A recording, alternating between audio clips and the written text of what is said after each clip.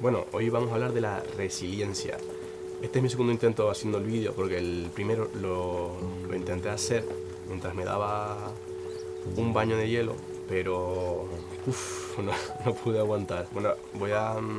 decirles lo que significa un poquito el concepto este de la resiliencia. Y en sí el nombre de la resiliencia se le atribuía a ciertos materiales con una capacidad de adaptabilidad muy alta. Y eso extrapolado, esa adaptabilidad extrapolada a la vida, lo que quiere decir como un poquito ese fuego interno que hace que cuando nos caigamos en ciertas situaciones en la vida, volvamos a levantarnos y habiendo aprendido previamente de esa caída, para después, a posteriores adversidades, saber cómo manejarlas un poquito mejor. Y esto también va como muy de la mano con el estoicismo, o sea, prácticamente es muy similar. Esas características que tienen un poquito las personas resilientes y estoicas, similar, como por ejemplo una visión muy realista de ver esas situaciones, una capacidad muy buena de gestionar nuestras emociones y decisiones a la hora de también afrontar adversidades que nos pone la vida. También esas personas suelen tener círculos sociales, como dijo mi compañero Manu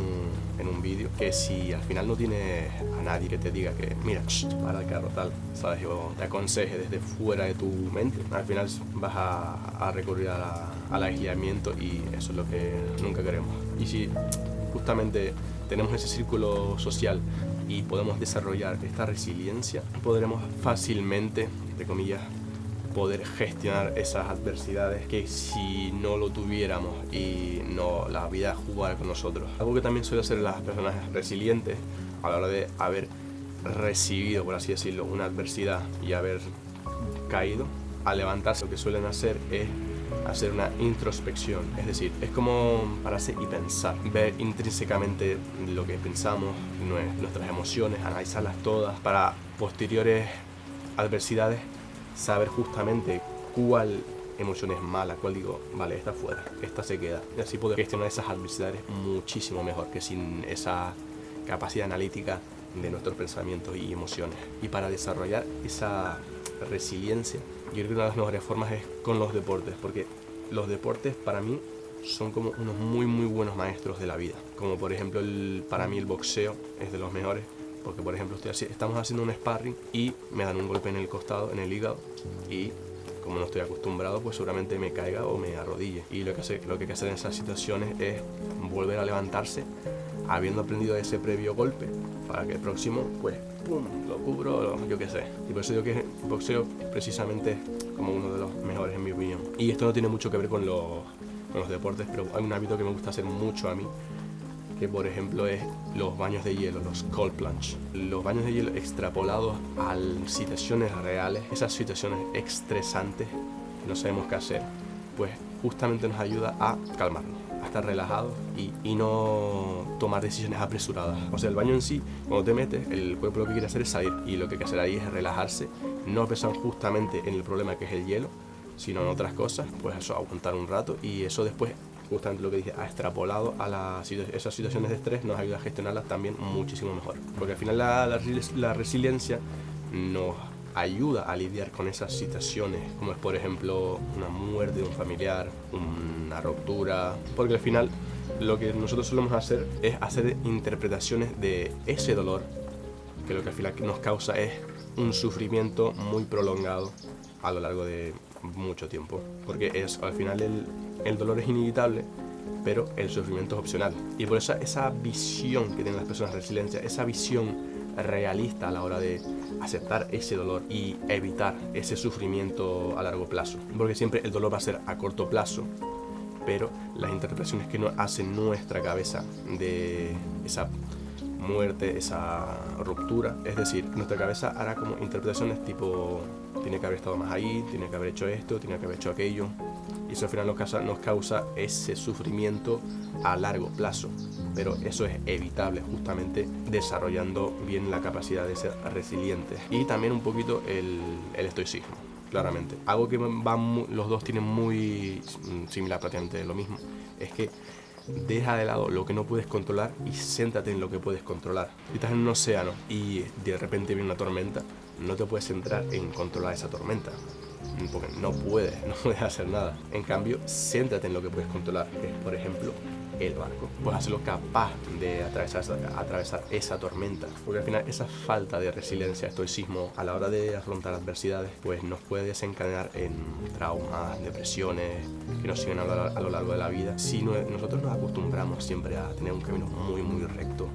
sin que no haya nada de por medio, pues nuestro cerebro justamente se va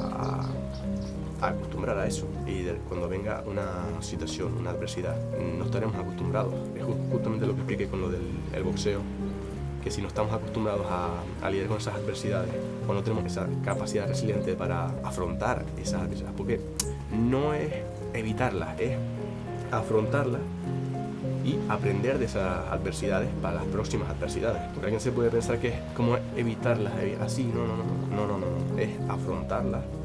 para aprender de esas adversidades, aprender de ese golpe, para que el próximo no me vaya a venir tan duro y que no me noquee. Y a falta de esa resiliencia, sentirás que no tienes el control de tu vida, no tienes esa capacidad de gestionar esas adversidades vía nuestras emociones, nuestras decisiones, esa capacidad analítica de saber qué emociones utilizar o cuáles no, y qué hacer en ciertas situaciones, ese control tuyo de tu cuerpo, porque al final el control lo tienes tú. La resiliencia lo que quiere hacer es que podamos nosotros tomar el control de nuestro propio destino un poquito. Porque ¿quién quiere que, por ejemplo, una ruptura o una muerte nos atormente toda la vida? Nadie. Por eso digo lo de que el sufrimiento es opcional, porque nosotros elegimos ese sufrimiento. Está claro que lo que dije anteriormente, el dolor es inevitable, pero el sufrimiento no. Y justamente podemos evitar ese sufrimiento diciéndonos: vale, voy a aceptar ese dolor, pero no me voy a comer la cabeza sabiendo que podía haber hecho esto, que podía haber hecho aquello. Lo que ha pasado, ha pasado. Pero al final esa confrontación de adversidades se basa en gestionarnos a nosotros mismos, porque no puedes saber cuándo te va a venir una patada de la vida, un puñetazo de la vida. No lo puedes saber, pero puedes gestionarte a ti para recibirla de la mejor forma posible y con el menor daño posible, a corto plazo y a largo plazo. Por eso al final las personas que siempre evitan esos problemas, esas patadas, esos puñetazos que les da la vida, pues al final cuando la vida de verdad les dé una buena patada, un puñetazo, pues para recuperarse de eso van a tardar mucho tiempo que una persona que ha estado afrontando esos puñetazos y habiendo aprendido de esos puñetazos. Pongo los puñetazos como un ejemplo. Nada, al final la vida se basa en afrontar esos problemas y aprender de eso para que los próximos